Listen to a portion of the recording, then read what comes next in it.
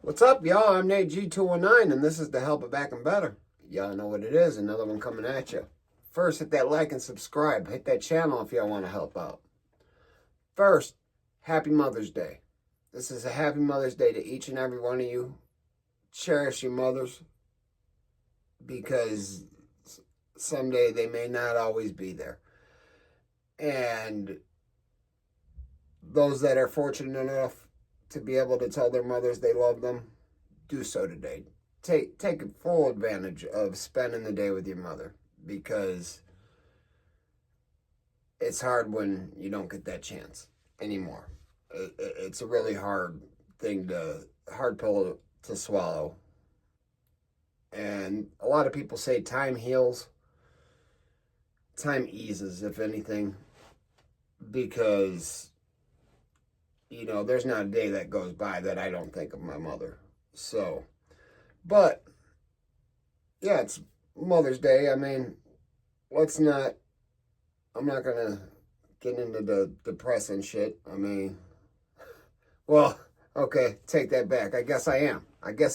So, I was incarcerated. My time in Indiana State Prison, Michigan City, Indiana, maximum security prison. Well, I was in the IDU unit. Yeah, I was in IDU unit. I met a guy that they called TY. And TY, I only knew was convicted of, or he was sentenced to a whole lot of time. Didn't know how much, didn't ask. But he was a very, very highly respected person, a member of a very prominent organization. I mean, from what I knew, there was so a lot of those organizations, most don't respect certain crimes. So after I came home, I figured out, I actually didn't even know the guy's real name. That was what they called him, was TY.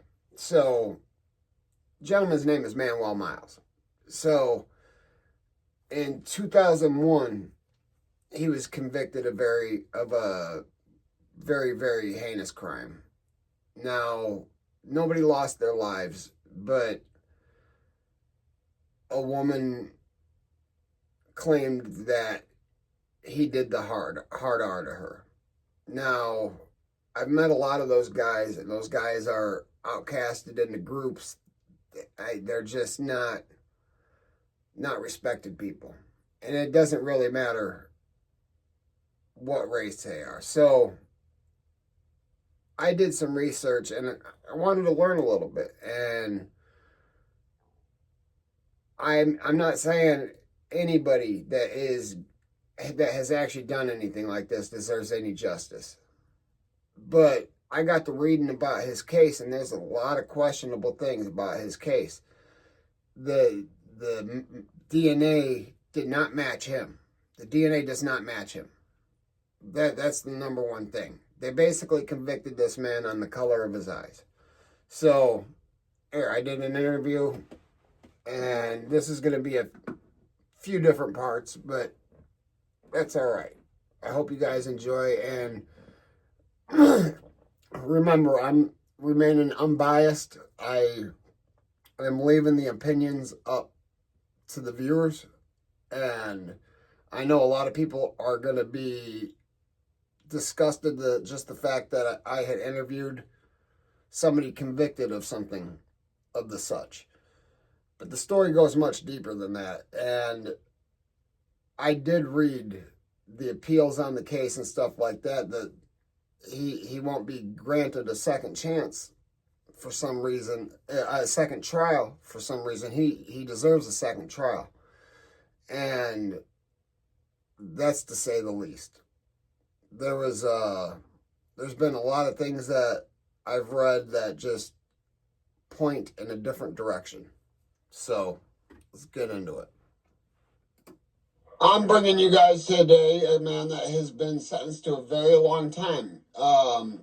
Manuel, can you get into your conviction and your sentence? Like how long you've been sentenced to and what you're convicted of? Well, I was sentenced to 270 years back in 2001. I've been down approximately 24 years. I was convicted of burglary, 4 counts of criminal deviant conduct, rape, battery, criminal confinement, and attempted armed robbery. Okay, so you did hear that right. I'm sorry, the allergies are getting me. It's this time of year, guys. But he is convicted of the hard R, criminal deviant conduct, and a few other things. And he was sentenced to 270 years. And he's under the old law, so he only has to serve 50% of that. But I mean, come on, you do the math. That's forever. And now, if somebody is guilty of something so heinous, they deserve the sentence that they get. But if somebody is not guilty of this, justice needs to be served. That's all I'm saying. Okay. Facing 348 years, though. My goodness. When's your earliest possible release date? I want to say like 2146 or something like that.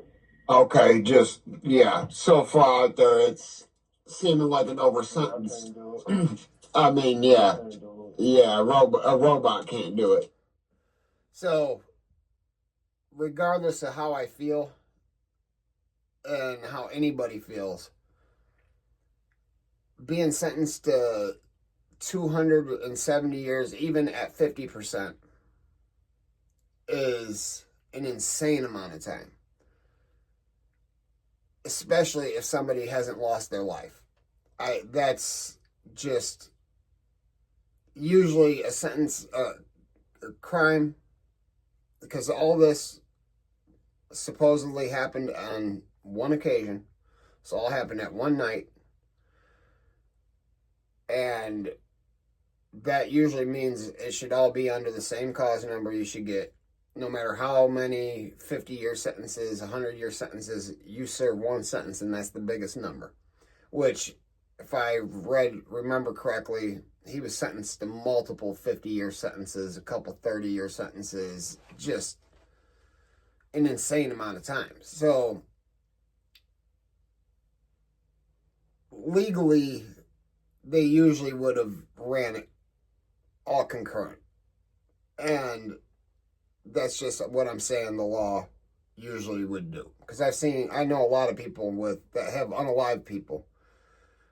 They did it at the same time. A double unaliving. And I know one personally who was sentenced to 45 years. 2 counts of 45 years, but he only has to serve 22 and a half years. They were ran concurrent, meaning together. And he took 2 lives. I mean, he had this whole plan to rob these dealers. He drove to Valparaiso from East Chicago, Indiana, and off 2 people, Casper, Julius Garza. I've done a story on him in the past, and you know what? I'm going to probably do another one because that was like one of my first stories, and I know the guy. I was locked up with him. He's kind of a jackass. Battery's going to run out. And like you've always maintained your innocence, correct? Yeah, correct. Since day one. Since day one, and there has been no DNA, correct? The only DNA found, it just wasn't mine. Right. That's what I meant, not your DNA. And that's the things I've read as well. So the basis of conviction was basically what? Besides testimony. My eyes, the color of my eyes. Yeah, so Terrence Howard could have done this. I mean. So yeah, as you guys see in the thumbnail, his eyes stick out. And although you don't see a a whole lot of black folks with those colored eyes. There are quite a few that I've met personally. I've known quite a few black guys with green eyes. Hell, I know three of them that they call green eyes. I don't even know their real names. All live in Gary. 3 different guys that they call green eyes. So you can't really use that as that's who done it. I mean, it's a lot more serious. And Manwell's got one hell of a story, and this interview's gonna go on to many parts, I'm sure. And what the hell was I gonna say? Now, are you or have you ever been affiliated before? I plead the fifth. Okay. So when did you jump off the porch? We're not going to get into what affiliation he may or may not be a part of. Just know he's very respected, and that affiliation wouldn't hold somebody that they even considered doing something that he was accused of doing. They're not going for it. It's not going to happen. Start hanging out with homies. The first time I ever got arrested, I was 9 years old. Okay. I got arrested at school for battery. Yeah. Count. Okay, at 9 years old, so you've had a troubled childhood, and can you get into your childhood a little bit? Like, how were you raised? Were you raised in a good home? Like, mom and dad around? What was going on in your childhood?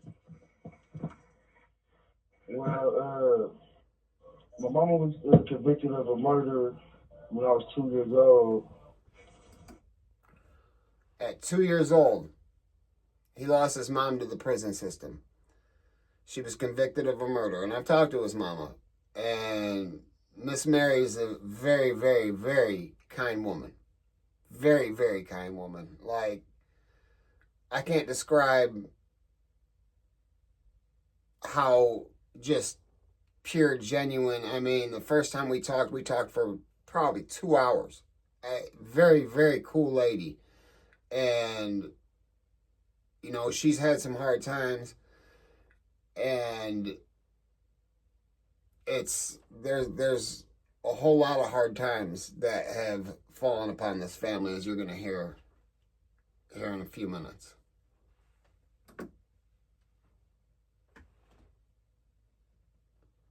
Come on, play. So I've never been on the street with my mama since I was 2 years old. And I was bounced house to house until I was approximately 8 with my grandmother. That's my daddy's mother. You know, she took me in when I was like 8. And basically, she's the only one that never turned her back on me as far as put me up for adoption and stuff like that. So, needless to say, you were pretty troubled. Yeah, a lot of times I got in trouble.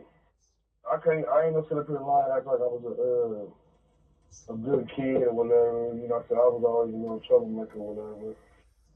But like I said, I was a kid too, so I don't know no kid that don't get in trouble. Yeah, absolutely not. Every time I got in trouble. So, I mean, all kids do get in trouble. Some get in more trouble than others. And when you've lost your mother at 2 years old, I don't care what anybody says, you're going to be rather traumatized. You're going to be bouncing around from house to house. You're angry. And depending on the means of life and the situation that people are in, you know, people are raised different. And when he was causing trouble, instead of punishing, it seems like embracing and helping him is what was needed. But not everybody has that luxury. Not everybody has that life. Not everybody's life is all sweet and loving. It's just not. And it's unfortunate. Well, they call the police on you, though. Okay. So was I mean, the childhood raising up a grandma, was it peaceful? Was it chaos in the house or? No. She was very loving. She was very loving. That's I good. was That's actually good. raised. I was actually raised with me and two of my little cousins. My grandma was a type. My grandma was. I ain't gonna say was. She's still a type that just like she take the family in. Like right now, she's raising my cousin that I was raised with in the house. She's raising her kids right now. Okay. So yeah, grandma's raising a whole lot of people, and very, very loving. Excuse me. So we're gonna go ahead and end this with part one, though, and I'm gonna jump right back into part two. I'm just gonna try to make it a 15-minute video, between 15 and 20 minutes. So, I mean, never forget life's choices, guys. You never know, man. But hey, hit that like, hit that subscribe, hit that channel if you want to help out. Always remember, if they ain't hating it, you ain't making it. Peace.